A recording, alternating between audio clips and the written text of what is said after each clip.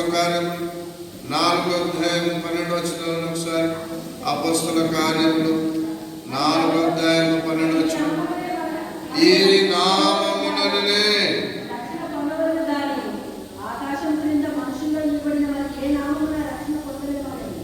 మరి ఎవరి వలన రక్షణ కలగదు.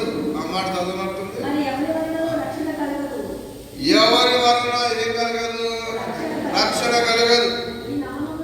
అంటే ప్రతి వ్యక్తి యొక్క గొప్ప అవసరత ఏంటంటే పాపం నుండి, దేవుని ఉగ్రత నుండి రక్షణ.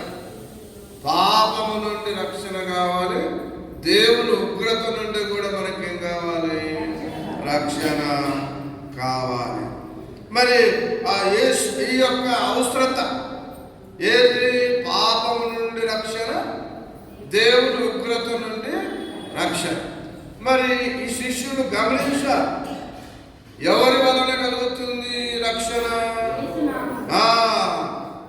యేసు నామములోనే. అందుకొరకు సువార్త ప్రకటించారు. యేసయ్య శిష్యులు ఆయన గురించి మరి దేవుని సువార్త ప్రకటించారు. ఎందుకంటే ఎంత గొప్ప నామము చూడండి.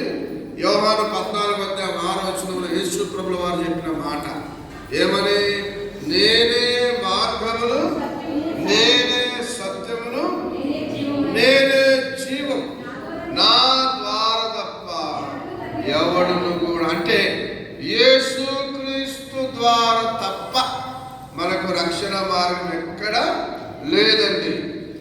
ఆయనే చెప్పినాడు, స్వయంగా చెప్పాడు, నా ద్వారా తప్ప మీరు పరలోకానికి కానీ నిత్య జీవానికి రారు.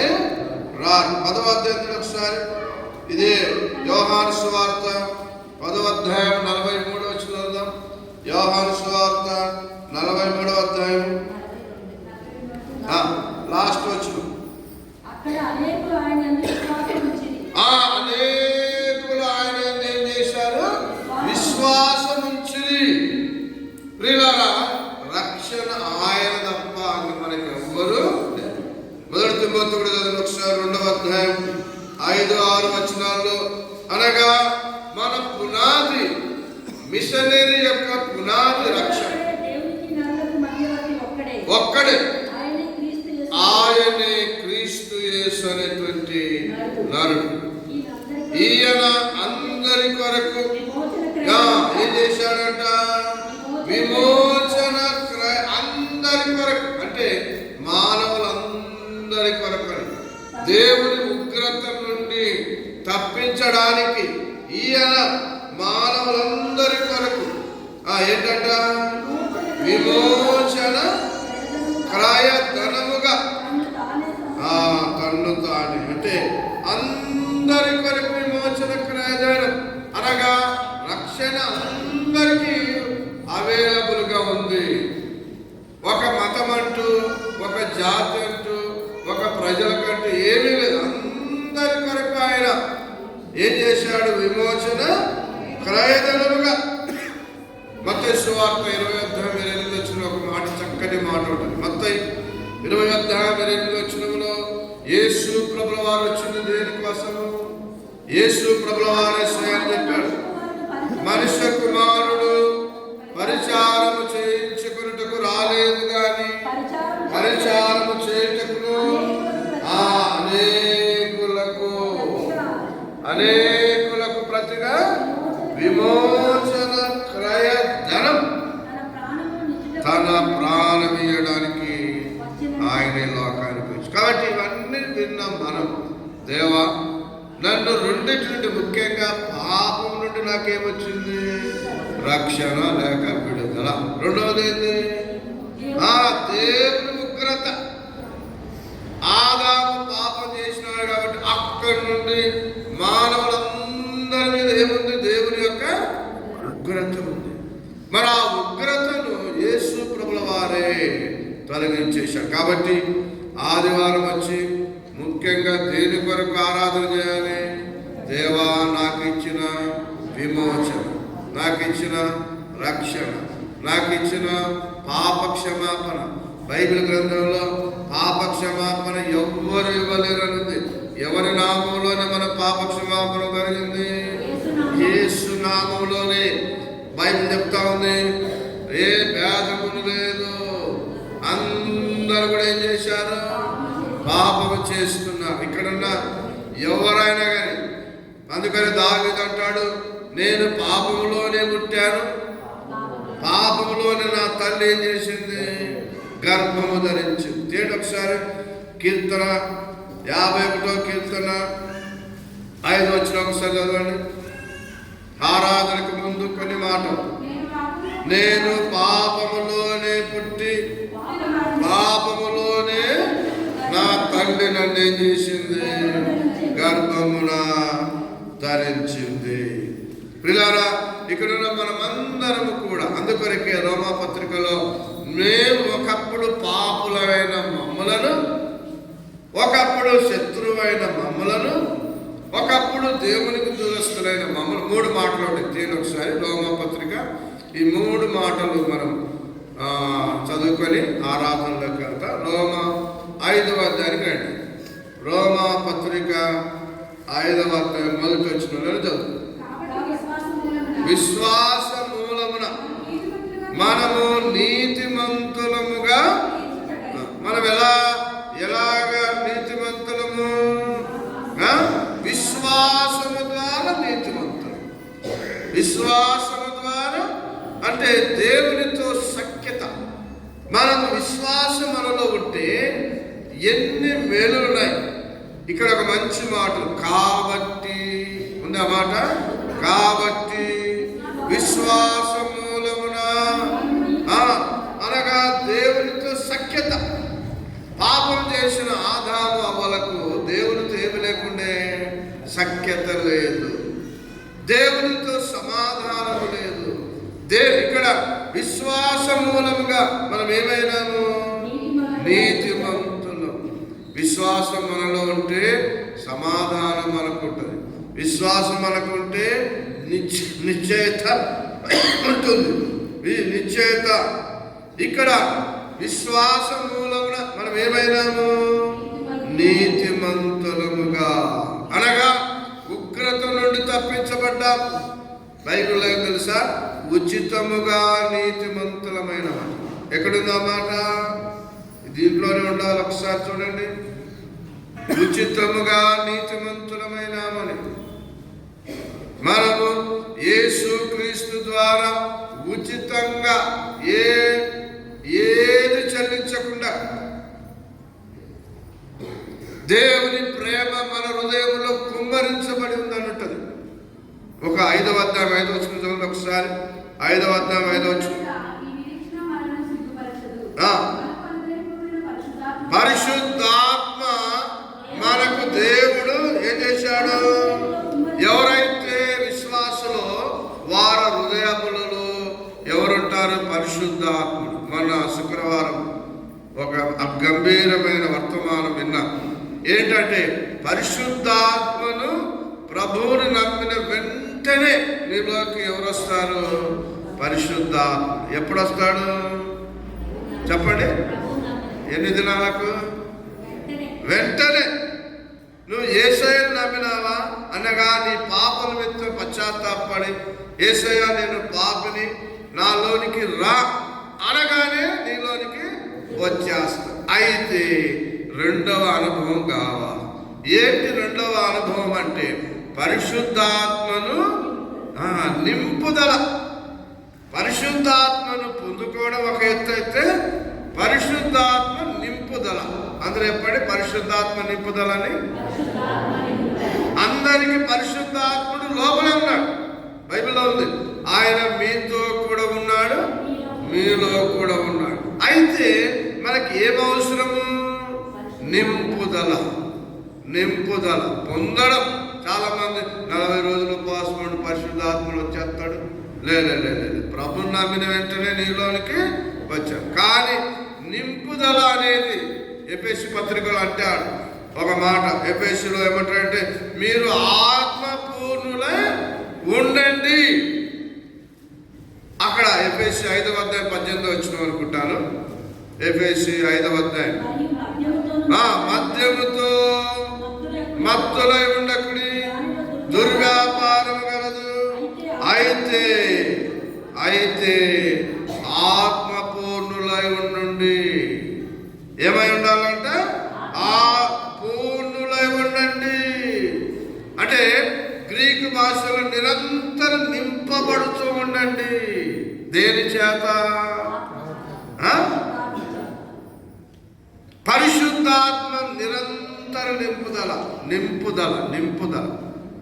మనలో పరిశుద్ధ. అక్కడ రెండు మాటలు, మద్యము అనే మాట ఉపయోగించాడు, ఆత్మ అనే మాట. మద్యము అంటే మద్యము చేత నింపబడిన వాడు ఏం చేస్తుంటాడు? పిచ్చి శాస్త్రాలు చేస్తాడు. మద్యం ఎలా చెప్తే అలా నడుచుకుంటుంటాడు. మద్యం ఎక్కడ ఇవ్వమంటే అక్కడికి వెళ్తాడు. మద్యం ఏ బూతులు మాట్లాడమంటే అది మాట్లాడు. అక్క లేదు, చెల్లె లేదు, భార్య లేదు, ఎవరు లేదు. ఎవరి కంట్రోల్లో ఉన్నాడు? మద్యముతో. కానీ విశ్వాసి దేనితో ఉండాలా? ఆత్మతో. అంటే ఈ యొక్క మద్యం కంట్రోల్లో వాళ్ళు ఎలా ఉంటారో మనం కూడా ఎవరి కంట్రోల్లో ఉండాలా? పరిశుద్ధాత్మ అంటే మళ్ళీ ఏంటో అనుకోవద్దు, దేవుని ఆత్మనే.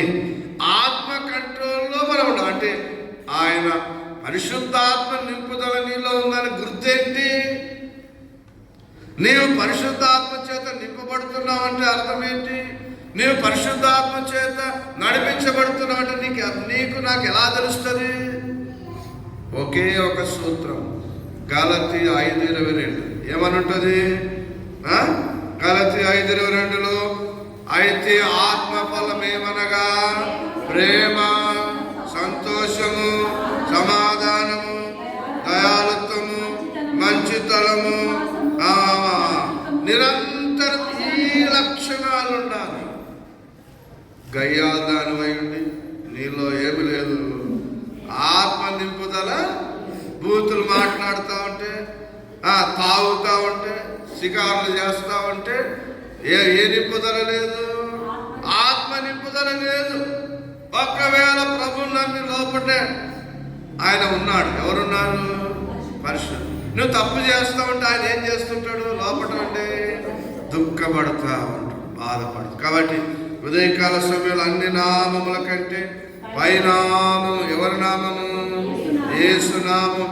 ఆ నామం 96 కీర్తన మీద ఒక మాట చదువుకొని మనం ఆరాధనలోకి వెళ్తాం. 96 వచనంలో యెహోవా మీద పాడుడి, ఆయన నామమును కీర్తించుడి. ఇంకో నెక్స్ట్ పేజ్ 4వ వచనం, ఎందుకు ఆయనను ఆరాధించాలా? యెహోవా మహాత్మ్యము గలవాడు, ఆయన అధిక స్తోత్రము పొందదగినవాడు. అందరూ ఎప్పుడు ఆయన అధిక స్తోత్రం పొందదగినవాడని గట్టిగా. అక్కడే కింద ఏమన్నదంటే ఆయన పూజనీయుడు. ఆయన ఎవరు? పూజనీయుడు. మరి ఆయనను ఆరాధించడానికి వచ్చినాము, ఆయనను స్తుతించడానికి వచ్చినాం. కానీ మనసారా ఆరాధిస్తున్నామా అనేది దేవుడు ఆత్మ కనుక ఆయనను ఆరాధించేవారు ఎట్లా ఆరాధించాలా? ఆత్మతోనూ సత్యముతోనూ ఆయనను ఆరాధించాలి. అందరం లేచినబడి ఒకసారి అందరూ లేచినబడి అందరూ ప్రతి ఒక్కరు ఇటువంటి ఎవ్వరు ఎదుడవద్దు. నోరు తెరిచి ప్రభువా నేను ఈరోజు పాపము నుండి దేవుని ఉగ్రత నుండి నేను రక్షించా. అందరూ నోరు తెరవాలి. ఫస్ట్ అందరూ నోరు తెరిచి ఒక నిమిషం ఆరాధన తర్వాత ఒక చిన్న పాట పాడుకుంటాము. తర్వాత మనం ముందుకు వెళ్తాం. అందరూ నోరు తెరవండి. ప్రభు నమ్మితమే రక్షణ పొందిన వారే. నిజంగా నీవు రక్షణలోకి వచ్చినట్లయితే నోరు తెరవాలి. పురుషులు ఎవరు నోరు తెరవట్లేదు. పురుషులు ఎవరు కూడా నోరు తెరవట్లేదు. పురుషులు నోరు తెరవలేదు. వెనకాల చేతిలో ఉన్నవారు నోరు గట్టిగా తెరవట్లేదు. ఆరాధించు, ఆరాధించు, ఆరాధించు. నోరు తెరవాలి, నోరు తెరవాలి, నోరు తెరవాలి. నిన్ను ఉగ్రత నుండి కాపాడాడు, పాపం నుండి నీకు విడుదల ఇచ్చాడు, నీకు రక్షణ భాగ్యం ఇచ్చాడు, పరలోక సంతోషాన్ని ఇచ్చాడు. జీవ గ్రంథంలో నీ పేరు రాయబడింది. ఆరాధించు, నోరు తెరువు, దేవుని ప్రజలతో కలిసి స్తుతించు.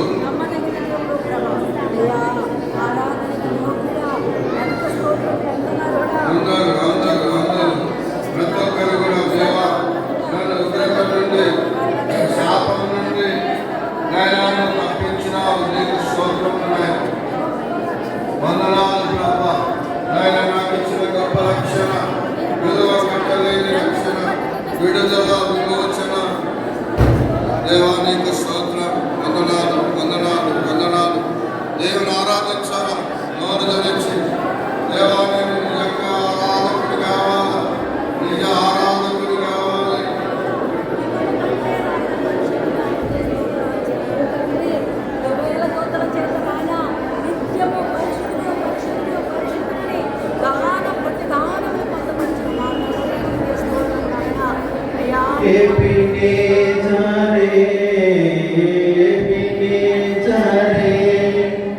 ఇంతవరకు ఆదుకున్నావే ఎబినేజరే, ఎబినేజరే. ఇంతవరకు ఆదుకున్నావు దేవా, ఇంతవరకు ఆదుకున్నావు దేవా, ఇంతవరకు ఆదుకున్నావు. నిన్ను నమస్కారం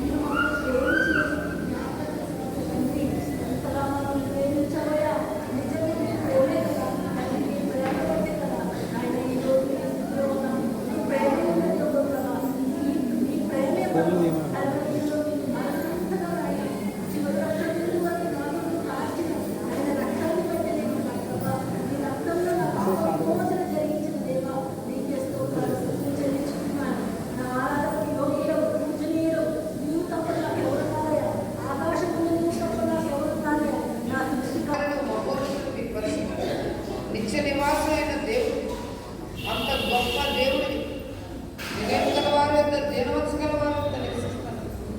వినయం గల వారి ప్రాణాలను ఉజ్జీవింపజేస్తారు. నలిగిన వారి ప్రాణాలను ఉజ్జీవింపజేసే దేవా నీకు స్తోత్రాలు తండ్రి. కృంగిన వారు లేవనెత్తే దేవుడు, నీకు ఎన్న వందలను బంధించబడిన వారిని విడిపించే దేవుడు, బాధించబడిన వారికి న్యాయం తీర్చే దేవుడు, ఉన్నవాడు అనవాడానికి స్తోత్రాలు. అన్ని నామకైనా పైనామ కలిగిన దేవా, వేర్పుల్లో నీ వంటి సముడవుడు పరిశుద్ధ మహనీయుడా నీకు స్తోత్రం చెల్లించుకుంటున్నాను తండ్రి. ప్రభా నీ సన్నిధిలో ప్రభావం ఉంది, ఘనత ప్రభావం నీ సన్నిధిలో ఉన్నది. నువ్వు దేవతల కంటే పూజనీయుడు ప్రభా, అటువంటి గొప్ప దేవుడు, నిజమైన దేవుడు, సర్వాధికారి, నిరంతరం వ్యాకృతిగా ఉన్న దేవుడు, మార్పు లేని దేవుడు తండ్రి.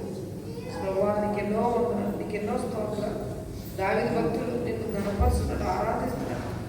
7 సార్లు దినమునకు ఆరాధించావు, 3 సార్లు ప్రార్థన చేశావు. ప్రభా నిజంగా నేను కూడా ఎన్నికలేదని పాపి నేను నన్ను వెతికి రక్షించుకున్నాను తండ్రి. నీ బిడ్డగా చేసుకున్నాను, నీ సొత్తుగా చేసుకున్నాను. నేను పొందిన మరి శిక్ష, నేను చేసిన పాపానికి నువ్వు పరలోకంలో తల్లి నా కొరకు మరి పరలోకాన్ని విడిచిపెట్టి భూమి మీదకు వచ్చారు. 33.5 సంవత్సరాలు ఈ భూమి మీద ఎన్నో అద్భుతాలు, ఆశ్చర్యకార్యాలు చేశారు. 36 ఆశ్చర్యకార్యాలు చేశారు తండ్రి. ప్రభా ఎవ్వరూ చేయలేని గొప్ప కార్యాలు సృష్టికర్త అయిన దేవాన్ని చేశారు తండ్రి. నేను పొందవలసిన శిక్ష, నేను పాపిని ప్రభా, నా పాపమంతా నువ్వు సిలువలో భరించారు తండ్రి. నా శాపాన్ని, పాపాన్ని నువ్వు భరించి నా కొరకు సిలువలో చనిపోయారు, రక్తం కార్చారు ప్రభా. మరి చనిపోయి తిరిగి లేచిన దేవుడు నువ్వు ఒక్కడివే ప్రభా, నీకు స్తోత్రం.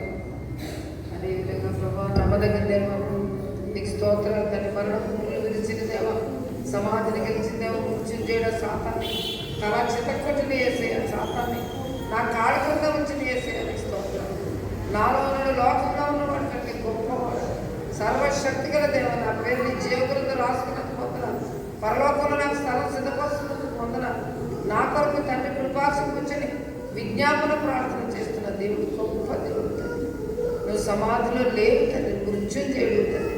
నువ్వు ఒక్కడవే తండ్రి సృష్టిలో చనిపోయి తిరిగి లేచేవాడు, అటువంటి గొప్ప దేవ. ఈరోజు తండ్రి మరి నీ సంఘటనలు బట్టి, నీ దాసుని బట్టి నన్ను కూడా సజీవంగా ఉంచి నీ సన్నిధిలో చేరి ఆరాధించే భాగ్యం ఇచ్చినందుకు నీకు ఎన్నో వందనాలు. నా ఎదుర్చబడిన నీ యొక్క ప్రభా జనన మరణ పునరుద్ధానాన్ని జ్ఞాపకం చేసుకొని నీ శరీరాన్ని బట్టి, నీ రక్తాన్ని బట్టి వందనాలు చెల్లించు. నా కొరకు విరవబడిన కార్చిన రక్తాన్ని నీకు వందనాలు చెల్లించు. యేసు నామములో నాకు స్తుతి ఆరాధన సమర్పించుకుంటున్నాను తండ్రి. ఆమేన్.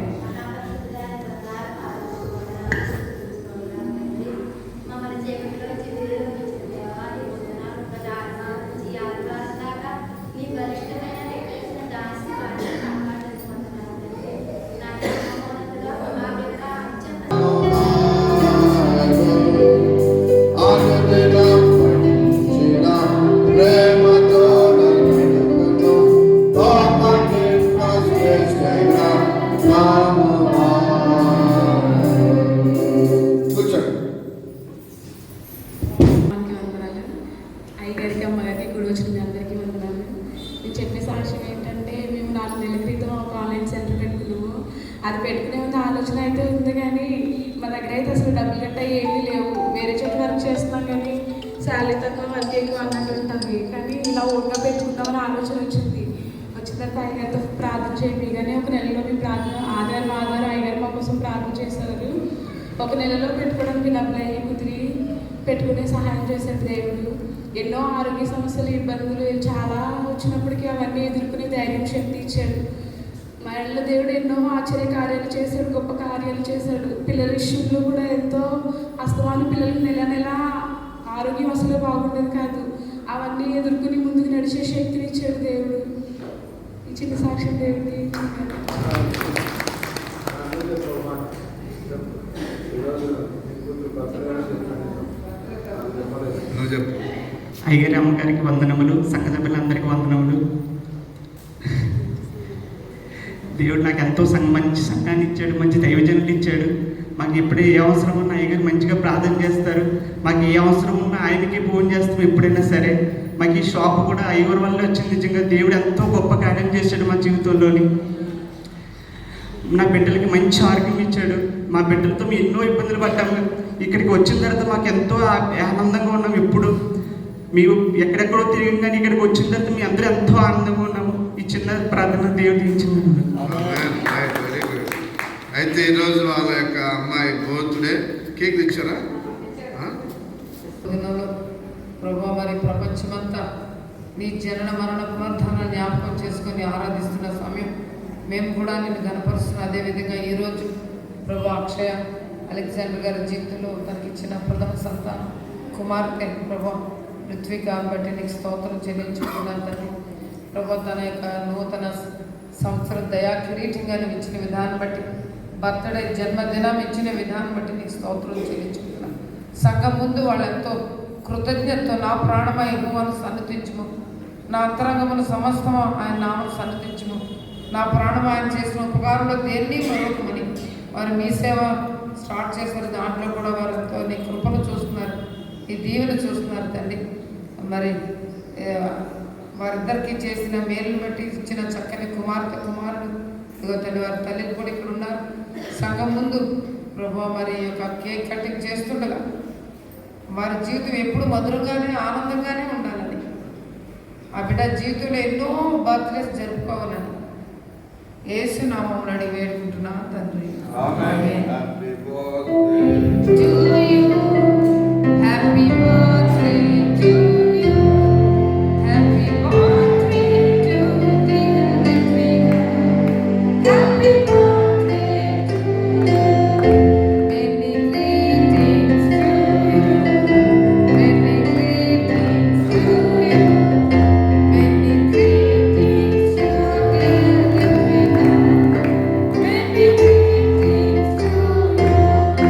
May God bless you dear, may God bless you dear, may God bless you dear Ritvika, may God bless you.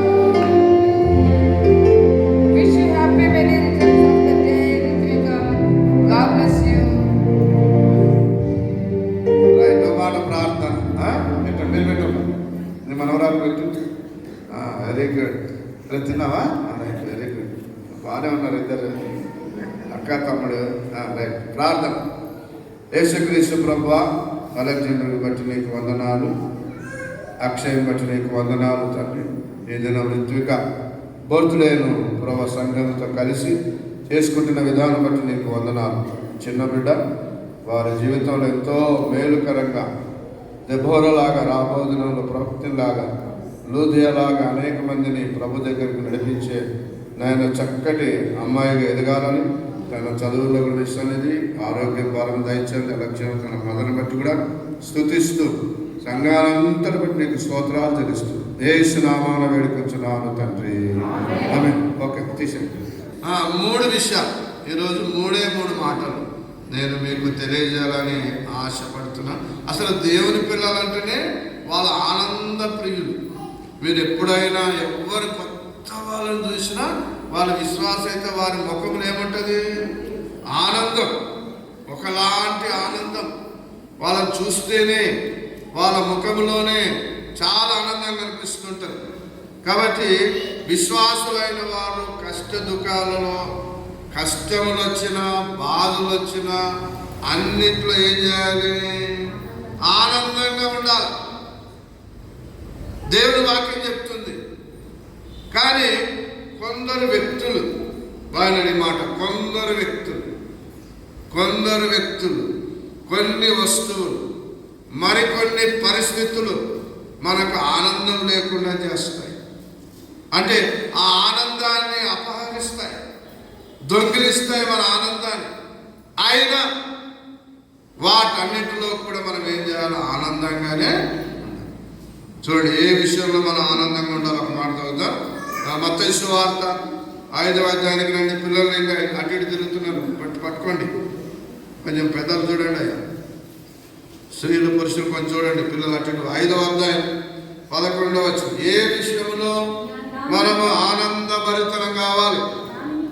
నా నిమిత్తము జనులు మిమ్మును నిందించి హింసించి మీ మీద అబద్ధముగా చెడ్డ మాటల పలుకున్నప్పుడు మీరు ధన్యులు. సంతోషించి ఏం చేయాలంట? ఆనందించుడి. నిందల్లో ఆనందం. మొట్టమొదటి మాట నిందల్లో ఆనందం. ఏంటంటే నిందల్లో ఆనందం ఏంటి అనొచ్చు మీరు. ఇది వాస్తవం. అంటే మనము నిందల్లో ఆనందించాలని దేవుని వాక్యం చెప్తా ఉంది. 10వ వచనం చూడండి. నీతి నిమిత్తము హింసింపబడువారు అనగా వాక్యానుసారంగా నివసించే వాళ్ళకు ఏమొస్తాయి? తాత్కాలికంగా నిందలు వస్తాయి. ఎవరైతే సత్యములో ఉన్నారో వాళ్ళకే నిందలు వస్తాయి. ఎవరైతే సత్ప్రవర్తన కలిగి ఉంటారో వారికే నిందలు వస్తాయి. ఎవరైతే పవిత్రతను పాటిస్తారో వాళ్ళకే ఏమొస్తాయి? నిందలు వస్తాయి. క్రైస్తవులు ఈ రోజుల్లో నిందల పాలవుతా ఉన్నారు. క్రైస్తవులకు అవమానము, హేళన, నష్టము, ఇవన్నిటి విషయంలో యేసు ప్రభుల వారు చెప్పిన మాట, మీరు నిందల్లో కూడా ఆనందంగా ఉండండి. నా నిమిత్తము జనులు మిమ్మల్ని ఏం చేస్తారు? నిందిస్తారు, హింసించి మీ మీద అబద్ధముగా చెడ్డ మాటలలో పలుకున్నప్పుడు మీరు ధన్యులు. సంతోషించి ఆనందించుడి అనే మాట చూడండి. సంతోషించి. ఇక్కడ పరలోకమందు మీ ఫలం ఏమవుతుంది? అధికం. పరలోకంలో మన ఫలం అధికం కావాలి అంటే నిందల్లో ఆనందంగా ఉంటాం. నా కోసం మీకు నిందలు వస్తాయి. నా కోసం ప్రజలు మిమ్మల్ని ఏం చేస్తారు? హింసిస్తారు కూడా. అబద్ధపు చెడ్డ మాటలు కూడా ఏమవుతారు? పలుకుతారు. అన్ని ఇవన్నీ మీకు చేస్తారు, చేయాల్సిందే. అయితే విశ్వాసులైన మీరు ఎవరు ఏమవుతారు? అప్పుడు ధన్యులు అవుతారు. ధన్యులంటే ఆశీర్వదింపబడిన వారు అన్నమాట. ధన్యులంటే ఆశీర్వదింపబడిన వారు. మరో విషయం యేసు ప్రభుల వారు చెప్పిన మాట, ఎవరైతే నిందల్లో మిమ్మల్ని హింసిస్తారో, బాధ పెడతారో, మీరు పరలోకపు తండ్రి పిల్లలు అంటాడు. పరలోకపు యొక్క తండ్రి పిల్లలు. కాబట్టి ఎవరైనా మనల్ని హింసిస్తే, నిందలు పెడితే ఏ మాత్రం కూడా భయపడకూడదు. ఏం చేయాలంట? మరి ఓకే, సంతోషించండి అనే ఒక్క మాట చెప్పలే. ఏ మాట చెప్పాడు? సంతోషించండి. శ్రమలు వచ్చినప్పుడు మరలా ఆనందించండి. యేసు ప్రభుల వారు 3 అధ్యాయాలు ఒకేసారి వాక్యం చెప్పాడు. మత్తయి సువార్త 5వ అధ్యాయం, మత్తయి సువార్త 6వ అధ్యాయం, మత్తయి సువార్త 7వ. దీన్ని ఏమన్నారంటే పర్వత ప్రసంగం. నేను కొండ మీద కూర్చొని 3 రోజులు కూడా ఏకధాటిగా, వాళ్ళకి భోజనము లేదు, నీళ్లు లేవు, కానీ 3 రోజులు ఒకేసారి ఆయన ప్రసంగం చెప్తే ఆ ప్రసంగంలో ఈ మాట చెప్పాడు. ఏమని? మీరు ఎవరైనా నిందలు పెడితే మీరేం చేయండి? సంతోషము, ఆనందం. 2 ఒకటి కాదు. సంతోషం వేరు, ఆనందం వేరు. సంతోషము అంటే ఏంటంటే 10 మందితో పంచుకునే దాన్ని సంతోషము అంటారు. ఒంటరిగా ఉండేది సంతోషం కాదు. ఒక గుంపుతో కలిసి ఏం చేయడము? సంతోషించు. ఎగ్జాంపుల్ బైబిల్లో 2 చూద్దాం. తీయండి. సువార్త, లూకా సువార్త 15వ అధ్యాయం లూకా సువార్త 15వ అధ్యాయం 5వ వచనంలోని సంతోషం. లూకా 15:5. ఇదిగో ఏది దొరికినప్పుడు తప్పిపోయిన గొర్రె, తప్పిపోయిన నాణ్యం, తప్పిపోయిన కుమారుడు. 3 విషయాలు అక్కడ ఉన్నాయి. తప్పిపోయిన కుమారుడు, లేక తప్పిపోయిన నాణ్యము, తప్పిపోయినటువంటి గొర్రె. ఈ 3 విషయాలు ఈ లూకా సువార్త 15వ అధ్యాయంలో రాశాడు. మొట్టమొదటిది తప్పిపోయిన నాణ్యమైన 5వ వచనము. 15వ వచనం ఒకసారి అమ్మా. 9వ వచనం. అది దొరికినప్పుడు తన చలికత్తెలను పొరుగు వారిని పిలిచి నాతో కూడా సంతోషించుడి, నేను పోగొట్టుకున్న నాతో కూడా ఏం పోగొట్టుకున్నదామే? నాణ్యం. మొట్టమొదటిది ఏంది? తప్పిపోయిన గొర్రె. అది దొరికినప్పుడు చాలా సంతోషం అంట. తప్పిపోయిన నాణ్యం అది దొరికినప్పుడు చాలా సంతోషం. 23వ వచనం. లూకా 15:23 వచనం. మనము తిని సంతోషించదం, ఈ నా కుమారుడు తప్పిపోయినాడంటే దైవిక సంబంధమైనది ఏంటంటే అర్థము దూరమైపోయినాడు అనమాట. నాకు అతను ఏమైపోయినాడు? తప్పిపోయినాడు అంటే అర్థం అలా చేసుకోవాలి. తప్పిపోయిన కుమారుడు అంటే తండ్రికి ఏమైపోయాడు? దూరమైపోయినాడు అనమాట. అంటే గొర్రె తప్పిపోయినట్టు మనమందరము కూడా కొన్నిసార్లు ఏమైతామంట? తప్పిపోతాం. అంటే దేవునికి ఏమైపోతాము? దూరం. చూడు ఒకసారి మొదటి పేతురు 3వ అధ్యాయం 14వ వచనం చదవండి ఒకసారి. మొదటి పేతురు 3వ అధ్యాయం 14వ వచనం ఒకసారి చదవండి.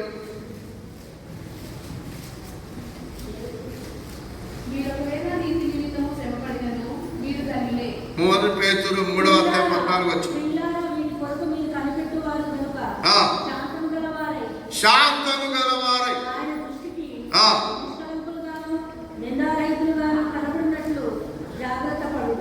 మొదటి పేతురు 3:14.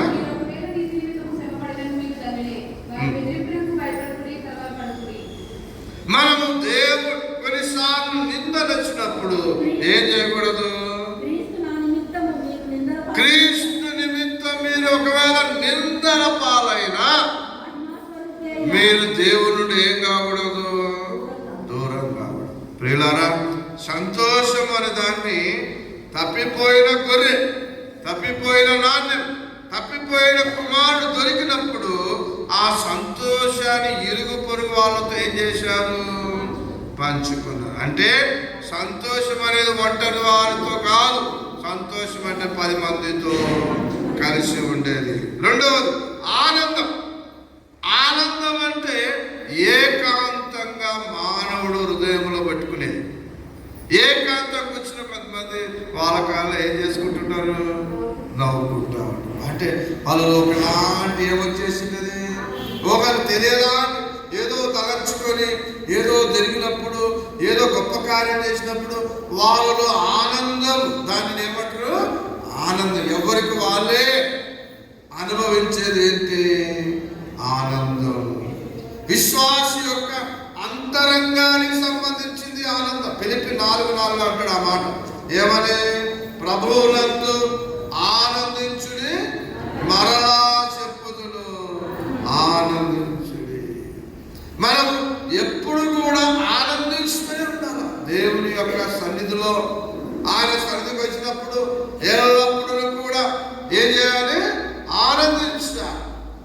మరి శ్రమ వచ్చినప్పుడు ఏం చేయాలి? సంతోషించాలి. మరి ఏం చేయాలి? ఇంకోటి ఆనందించాలి. ఒకవేళ అలా చేస్తే ఏం జరుగుతుంది? పరలోకములో మీ ఫలము అది అంటే రెట్టింపు అవుతుంది అని అర్థం. కొంతమంది సంతోషిస్తారు కానీ ఏం చేయరు? ఆనందించకుండా అట్లాగనే అవే భారాలు భరించుకుంటూ ఉంటారు, మూసుకొని పోతారు. ఈ రోజు నిందను రేపటికి బదిలీ చేయొద్దు అంటాడు ఒక ఆయన. కరగలేని ఉప్పు వారి కరగలేని ఉప్పు, కాల్చబడలేని ఒత్తి, నిందలు పాలు కాలేని నీతి వ్యర్థమంటారు కొంతమంది. కాబట్టి దేవుని నమ్మిన వారు నిందలు పడతారు, దేవుని వాక్యం ముందే చెప్పింది. కాబట్టి ఆ నిందల్లో కూడా ఏమి ఉండాలి? మనము ఆనందం. రెండవ ఆనందం చెప్తాం. రెండవ ఆనందము శ్రమల్లో ఆనందం. రోమపత్రిక ఒకసారి రోమ 5వ అధ్యాయం 3వ వచనం చదువుతాం. రోమపత్రిక 5వ అధ్యాయం 3వ వచనం. శ్రమల్లో ఆనందం. శ్రమ ఓర్పును, ఓర్పు పరీక్షను, పరీక్ష నిరీక్షణను కలగజేయదని ఎరిగి ఆ శ్రమ యందు ఏం చేయాలంట? అతిశయపడుదుము. పాత గ్రంథంలో బైబిల్లో ఏమనుంటుందంటే శ్రమల యందు ఆనందించు. ఈ యొక్క క్రీస్తులో ఉన్న మనం, అంటే రక్షణ పొందిన మనం, శ్రమలు జీవితంలో ఒక భాగం. శ్రమలు అనేటివి జీవితంలో ఒక భాగం. శ్రమలు అనేటివి నానా విధమైన ఒత్తిడులు తీసుకొస్తాయి. ఇందులో ఆర్థిక ఇబ్బందులు, ఏంటంట?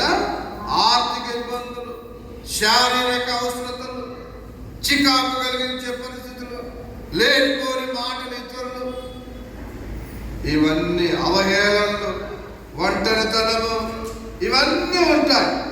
వీటి మధ్యలో కూడా దేవుని సన్నిధిని మనం ఏం చేయాలి? ఆనందించి. కుంగిపోయిన అవసరం లేదు. బైబిల్ చెప్తుంది ఆపత్కాలంలో నమ్ముకున్న సహాయం. నీకు ఏదైనా శ్రమ వచ్చిందా? కష్టాలు వచ్చినాయా? ఇక్కడ ఏమంటాడు? శ్రమ యందు అతిశయించుడి. 5వ అధ్యాయం 3వ వచనం ఒకసారి.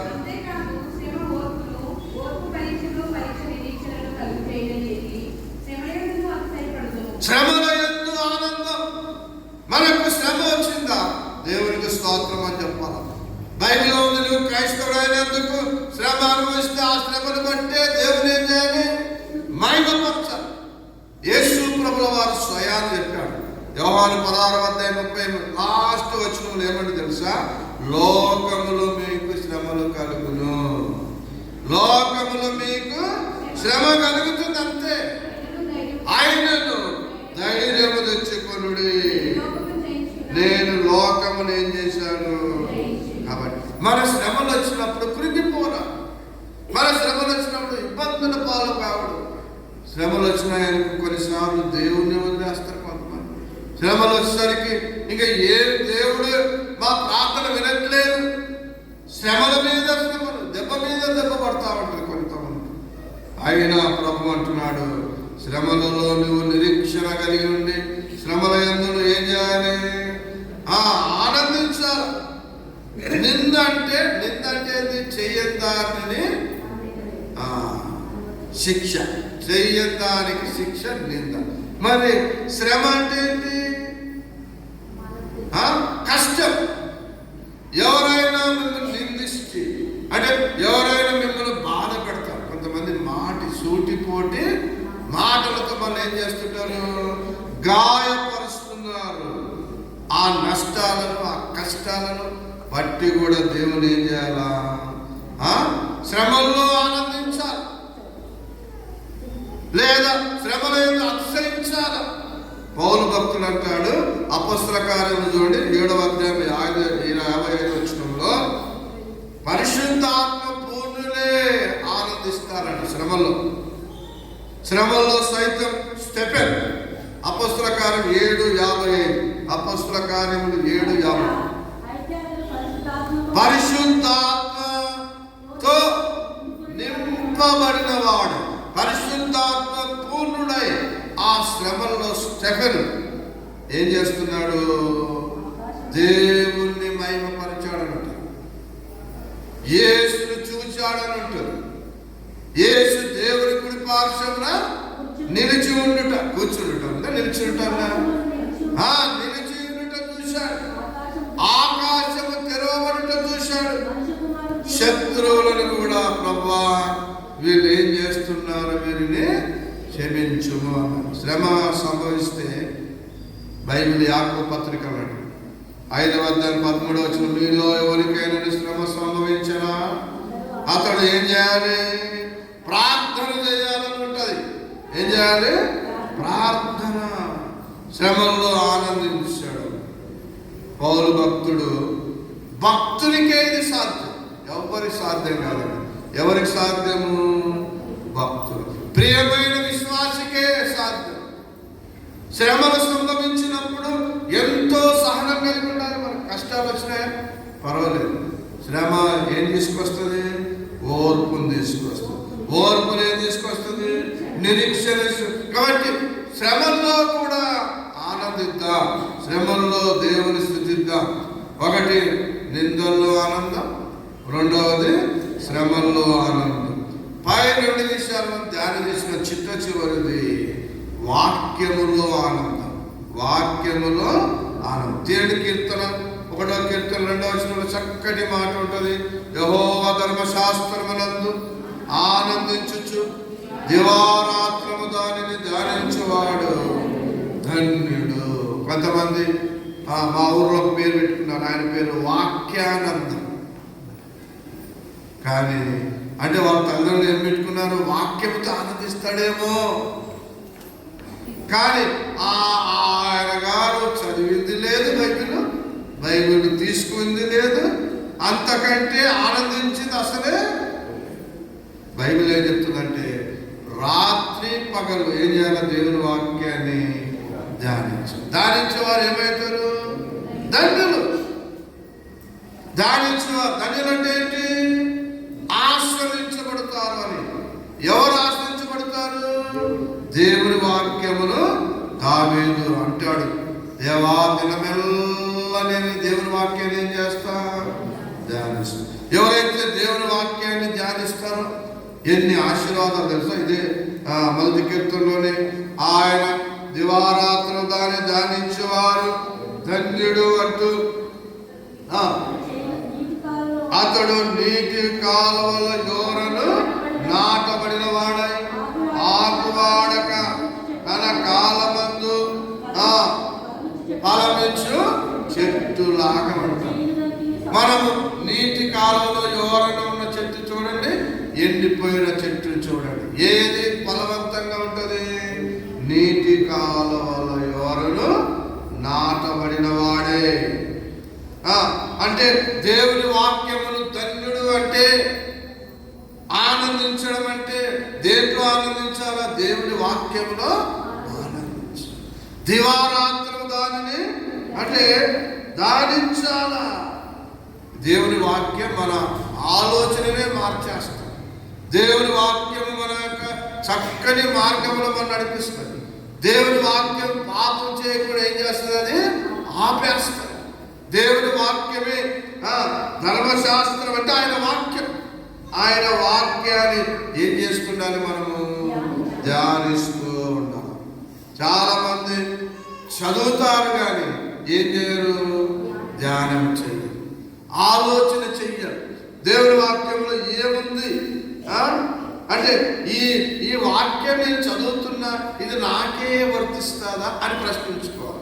ఇది నాకే అన్వయించుకోవచ్చా? నేను ఈ వాక్యం చదువుతున్నప్పుడు ఇందులో వాగ్దానం ఏముంది? ఏం వాగ్దానం ఏముంది ఇందులో?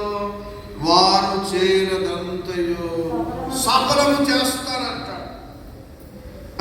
ఈ యొక్క పరిశుద్ధాత్మ దేవుడు నాతో ఏం చెప్తున్నాడు, నేను ఏ జ్ఞానం పొందుకోవాలి అని దాన్ని ఏం చేయాలి? మనం కొంచెము ధ్యానం చేయాలి. అంటే వ్యక్తిగతంగా ఆయన సన్నిధిలో ప్రతిరోజు ఒక గంట అయినా వాక్యము ప్రార్థనకు మనం సమయాన్ని మరి దేవుని వాక్యాన్ని ప్రేమించిన వాడే ఏం చదువుతాడు? దేవుని వాక్యాన్ని చదువుతాడు. ఒకవేళ వాళ్ళు వాక్యం చదివేవారు ఎట్లా ఉంటారంట? నీటి కాలువల ఒడ్డున నాటబడిన చెట్టు వంటి వారు. వాక్యం లేని వారు ఎలాంటి వారు అనేది అక్కడ? పొట్టు లాంటి వారు. ఏంటి? ఏం పొట్టది? గాలికి కొట్టుకొని పోయే పొట్టు వంటి వారు. కాబట్టి బైబిల్ను ప్రతిదిన అనుదినం ఏం చేయాలా? ధ్యానం చేయాలి. బైబిలే మన యొక్క దిక్సూచి, బైబిలే మన ఆధ్యాత్మికాన్ని ముందుకు సాగించేది. బైబిల్ కనీసం రోజుకు ఒక అధ్యాయం చదివిన దాన్ని ఏం చేయాలి? ధ్యానించాలి. చదవడం వేరు, ధ్యానించడం వేరు. చదవడం వేరు, ధ్యానించడం వేరు. కాబట్టి ప్రతి రోజు ఒక అధ్యాయమైన ఏం చేయాలి? చదవాలి, ధ్యానించాలి. ఒక్క మాట ధ్యానం చేస్తే కొన్నిసార్లు అక్కడక్కడ చూస్తాం. ఏ మందిరాలు ఉంటాయి? ధ్యాన మందిరాలు. కొరియా దేశంలోనంట ఒక్క గల్లీకి ఏముంటుందంటే ఒక ధ్యాన మందిరం ఉంటుంది. ప్రతి ఒక్కరు కూడా సమయం దొరికినప్పుడల్లా ఆ అందులోకి వెళ్ళి ఏం చేస్తుంటారు? వాక్యాన్ని ధ్యానం చేస్తూ ఉంటారు. కాబట్టి కొరియా సంఘాన్ని దేవుడు గొప్పగా దీవించారు. కాబట్టి 3 మాటలు ధ్యానం. ఈరోజు దేంట్లో ఆనందంగా ఉండాలి? నిందల్లో ఆనందం. రెండవది ఏంది? శ్రమల్లో ఆనందం. మూడవది ఏంది? వాక్యములో ఆనందం. ఈ ప్రభు బల కొరకు ఒక్క మాట 1 కొరింథీ 11వ అధ్యాయం నేను ఒకసారి 1 కొరింథీ 11వ అధ్యాయం 28వ వచనం. కాబట్టి ప్రతి మనుషుడు తన్ను తాను పరీక్షించుకునేవాడు. అలాగు చేసి ఆ రొట్టెను తిని ఆ పాత్రలో త్రాగా.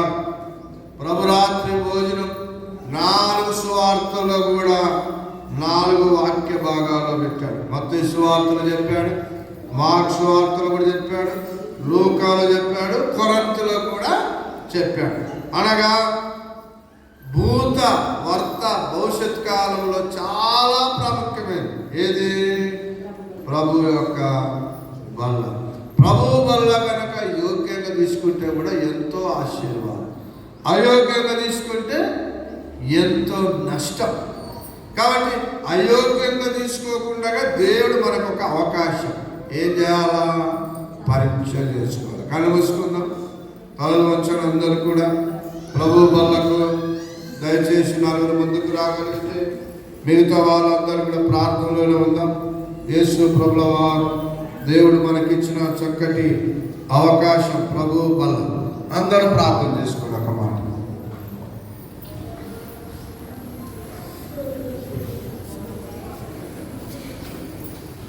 అందరూ ప్రార్థన చేసుకోవాలి. ప్రభు వాళ్ళ దగ్గర వచ్చినప్పుడు ఈరోజు విన్నా, నీకు నిందలు ఉన్నాయా? దేవుడు చెప్పాడు ఆనందం. శ్రమలు ఉన్నాయా? కష్టాలు ఉన్నాయా? ఆర్థిక ఇబ్బందులు ఉన్నాయా? అప్పులు ఉన్నాయా? దేవుని దగ్గర అడగండి, ప్రభువా ఎందుకు నాయన ఈ శ్రమలు, ఈ కష్టాలు, ఈ ఆర్థిక ఇబ్బందులు తొలగించు నాయన. దేవుడు తొలగిస్తాడు. నీవు ఆయనలో ఆనందిస్తే, ప్రభువులో ఆనందించే వారికి ఎంతో దీవెనలను చెప్పాం కదా, విన్నాం కదా. దేవుని అడగండి, ప్రభువా నాలో ఒకవేళ నీకు ఆయాసకరమైనది ఏదైనా ఉందేమో దయతో క్షమించు, మన్నించు అని అడగండి. ప్రభు బలకు దయచేసి నన్ను ముందుకు వచ్చినట్లయితే సహోదరులు రెట్ట కొరి ప్రార్థన చేసి ప్రభు బలకు తీసుకుంటాం. అందరూ కళ్ళు మూసుకొని తలలు వంచి ప్రార్థనలోనే ఉండండి.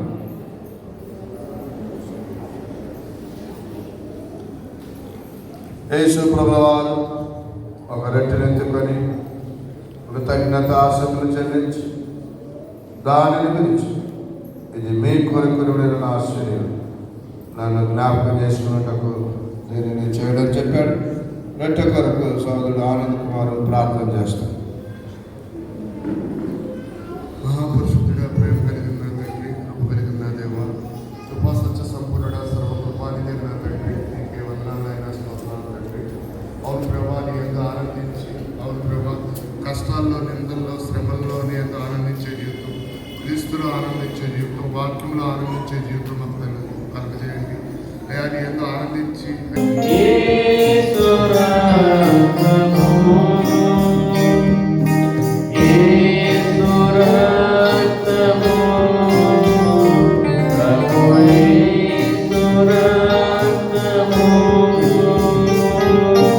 అమూల్యమైన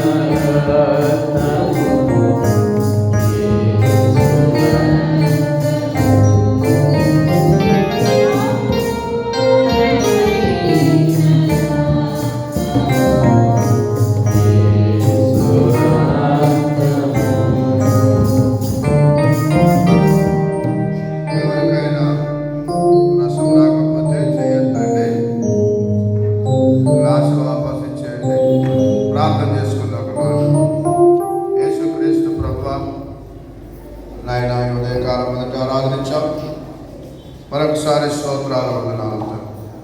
నీ సన్నిధిలో చక్కటి మాటలు, నీ మాటలు విలువైనవి అయా. నిందల్లో కూడా ఆనందంగా ఉండాలని, శ్రమల్లో ఆనందంగా ఉండాలని, ముఖ్యంగా వాక్యంలో ఆనందంగా ఉండాలి.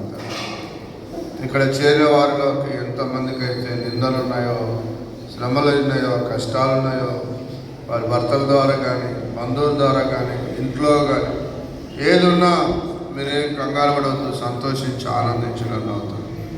అయ్యా, పరలోకంలో మీ ఫలము రెట్టింపు అవుతుందని కూడా చెప్పి అవుతారు. ఇదిగో ఉదయకాలంలో అలెగ్జాండర్ అక్షయ ప్రభా తన కుమార్తె ఋత్వికను బట్టి వందనాలు. బర్త్డే జరుపుకునేది నీకు స్తోత్రాలు. బిడ్డకు మంచి ఆరోగ్యాలు దయచేయడం. అదే రీతి ఎవరైనా అనారోగ్యంగా వచ్చినట్లయితే ఇక్కడ యేసు పొందిన గాయములే వారికి స్వస్థత, విడుదల, ఆరోగ్యం దయచేస్తాను. మరొకసారి తండ్రి, ఇక్కడ వచ్చిన ప్రతి బిడ్డ మా సంఘానికి నేను వారిని దీవించుకున్నాను. వారి వ్యాపారంలో కానీ, వారి బిజినెస్లో కానీ, వారు ఏ పని చేస్తున్నా కష్టపడుతున్నా కానీ నేను వారి కష్టానికి తగిన ఫలాన్ని కూడా మీరు దయచేస్తాను. మరొకసారి మీరు చేసిన మేలన్నిటిని బట్టి నేను స్తుతిస్తూ గణపరుస్తూ నజరేడైన యేసు నామమున వేడుకొంచున్నాను తండ్రి, ఆమేన్. మంచిది. ఒక్క మాట, కానుకలు మరి ముగింపు ప్రార్థన అయిన తర్వాత అందరికీ బ్రేక్ఫాస్ట్ ఉంది. చక్కగా స్త్రీలు ముఖ్యంగా లైన్లో, పిల్లలు లేరు కాబట్టి చక్కగా మీరు కింద ఏం పడకుండా తినాలి. తర్వాత పురుషులు కూడా కొంచెం ఒకవేళ మేము నిలబడి తింటామంటే మీ ఇష్టం, కానీ స్త్రీలు అయితే చక్కగా కూర్చొని తినాల్సి వస్తుంది. దయచేసి అన్నీ మీ దగ్గరికి వస్తాయి కాబట్టి ఏమేమి ఉన్నాయో, ఏమేమి వస్తాయో అన్నీ కూడా ఫోన్ చేసి చక్కగా టీ తాగి ఒక గంట టైం ఉంటుంది, మీరు మంచి మాట్లాడుకొని వెళ్ళొచ్చు. అందరూ లేచినవాడండి, అందరూ లేచినవాడు పాట పాడుతుండగా కానుక తీసుకుందాం.